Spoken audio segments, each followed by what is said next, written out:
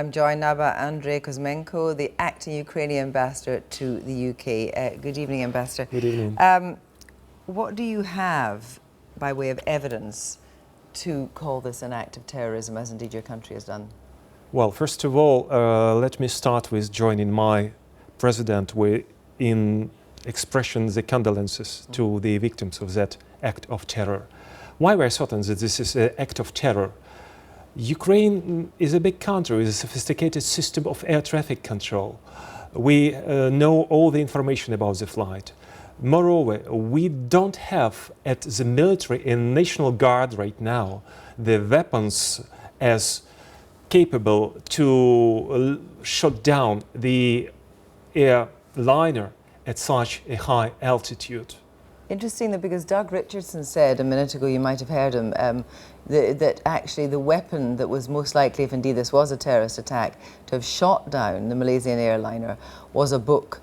And book is held by the Russians, books held by Ukrainian forces and also by separatists in Donetsk. Do you actually have these ground-to-air missiles? We have in Ukraine book missiles. However, as I've told you, not at the area of the conflict now. And reportedly, some of the book systems were taken by the separatists while taking the control over the territory, which is out of the Ukrainian power now.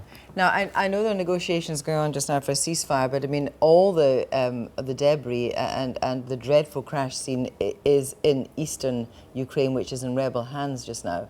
What chance do you think that the Ukrainian government is going to be able to get into that area to do a thorough search and recover bodies? And for families all over the world, they need to know that they're going to get their families back. First of all, I would like to inform you that the President Poroshenko ordered to create the Special Investigation Commission under the participation of the international experts, including from the Netherlands, from Malaysia, and from the International Civilian Aviation Organization, which is with the aim to ensure transparent and fair investigation. And I had the information, I have heard that the separatists already found the black boxes very speedy, very fast, and they are intent to move them to Russia under my information. This is very suspicious. Probably we will see the same situation as it was during the tragic event where the Polish president was killed in the crash. Just to be clear for our viewers, we haven't confirmation that the separatists have got the black box. We're only hearing rumours of that, so that is not confirmed. But are you going to ask for that black box, if it is in their hands, to come back to you? Well, if we will have the control over that black box, of course we will act together with the international experts just to ensure the transparent procedures. Thank you very much, Ambassador. Well, I am joined now from Vienna by Professor Timothy Snyder, the Yale historian of Eastern European history, from Cambridge by Sir Tony Brenton, the former UK ambassador to Russia, and here in the studio by Anne Applebaum, the Pulitzer Prize-winning journalist and expert in Russia and Eastern European. And of course, the ambassador is still with us. Anne Applebaum, first of all, what do you make of this? First of all, I share the ambassador's view that the room for doubt is shrinking very rapidly. The plane was clearly shot down. The U.S. Government has now stated that they saw the missile on the radar. It's clear that it came from. It's clear where it came from. It came from eastern Ukraine. It's also the more important point is that the only group of people who've been shooting down planes in Ukraine in recent days are the separatists together with their Russian backers. The Ukrainian army is not shooting down planes because the separatists aren't using planes. So the only surface-to-air missiles in operation are coming from the separatist regions operated by the separatists together with the Russian experts who know how to use them.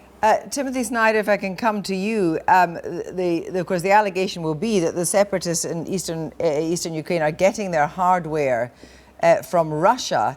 And now, with these dreadful fatalities, surely there will be if it is proved to be the case that it was the separatists, then the pressure will be on Russia, will be on Vladimir Putin.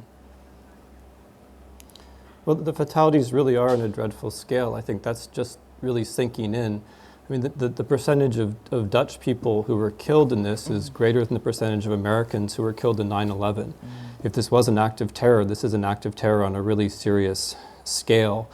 It does point back to Russia, and the Russians have been very quick to react by they've already blamed the Ukrainian government. That seems unlikely. It seems unlikely that any government would be behind this. The weapon systems seem most likely to have brought about this disaster when in the hands of non-governmental forces. That's the most likely scenario, in addition to the arguments that Applebaum made, that you had an incomplete system used by people who are not experienced, who are shooting down whatever they happened to see. And this is the kind of thing which happens when you deliberately destroy political authorities and when you deliberately allow arms to go across your own border in order to create chaos.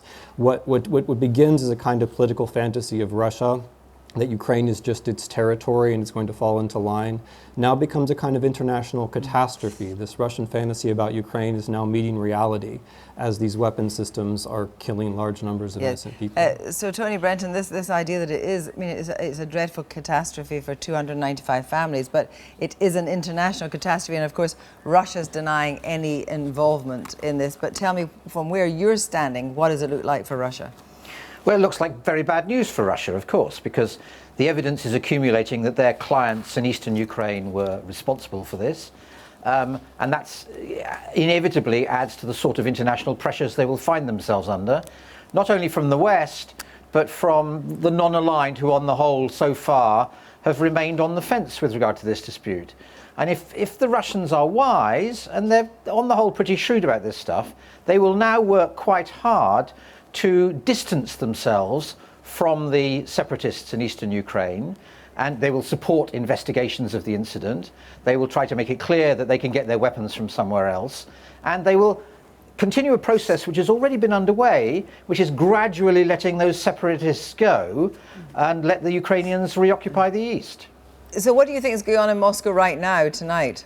Well, I think there are probably some very anxious conversations going on, and they will be looking for ways to minimize the damage and, as I say, to distance themselves from this catastrophe. And Applebaum, is that your analysis? No, I would disagree a little bit in that it looks like in the last few days, the Russians have actually been stepping up their involvement with eastern Ukraine. There have been more weapons coming over the border. There's more evidence of Russian involvement. There were some Ukrainian military successes in the last a couple of weeks ago, and there's been a big Russian response recently. So far from pulling out of this or showing any signs of pulling out of it, they've been pushing the border more and more and pushing into it. The question is now whether this is a sufficient wake-up call to anger the West finally, so that we can finally drop the idea that these are some kind of local people, this is some kind of movement with legitimacy, and we can now understand it for what it is, which is a major Russian intervention into the affairs of its neighbors. A major Russian intervention, which indeed the international community has kind of stepped back from a while and been rather quiet. Do they need to step up to the plate too? Russia has been very successful in playing this game of masking what it's doing. We're sort of involved, we're not really involved, we're, okay, some of our weapons are there, we don't know how they got there. Now you're absolutely right. Now it's time for the West to stop listening to this game, to stop playing by this ridiculous Russian rhetoric, and to be clear about what's happening. This is an invasion. So, Timothy Snyder, from your analysis, what do you think the international community should do now about the whole problem in eastern Ukraine and the problem with dealing with Russia? Well, insofar as this action is concerned, I agree with what Ambassador Ben said in principle. That is to say, it would be good if Russia said, now is time for an international investigation. Thus far, unfortunately, they've done exactly the opposite.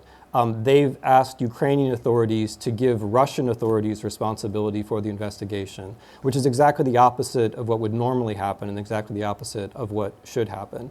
I think this ought to be a turning point where we begin to distinguish the alternative reality which the Putin regime has been presenting us with, that this is some kind of internal crisis, that this is some kind of intra-Ukrainian affair, that there's something wrong with the Ukrainian government, that Russia has historical rights, etc. This is all a kind of alternative reality that we have shown that we can live with, but we oughtn't to be living with. Well, I was just going to say that to the former ambassador. Is that the problem, actually, that we in the international community have been sending the wrong signals?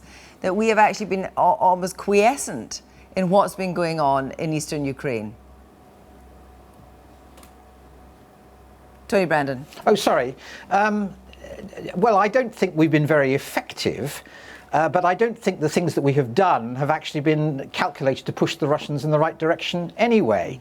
To the extent that we generate the impression in Russia that this is an East versus West conflict, it becomes much harder for Putin to back off. I accept Anne's point that the Russians have havered, they've occasionally moved forward in backing the Ukrainian separatists, but occasionally have moved back. And they've actually moved quite a long way back. They were at one point poised to invade and fight a war in eastern Ukraine.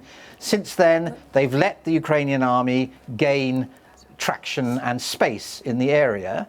And the product of this event, this tragic event, is, I suspect, that the Russians will feel constrained to move further in that direction.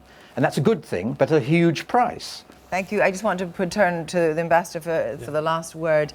What will Ukraine do now, and what do you want the West to do? First of all, we need the cooperative reaction of the European countries vis-à-vis this tragic event, and we need assistance. It is clear enough for us that we are fighting with the military machine number 3 in the world rank. We are not the richest country of the Europe, but we are living in the small European home where we together stands for our values and ideals.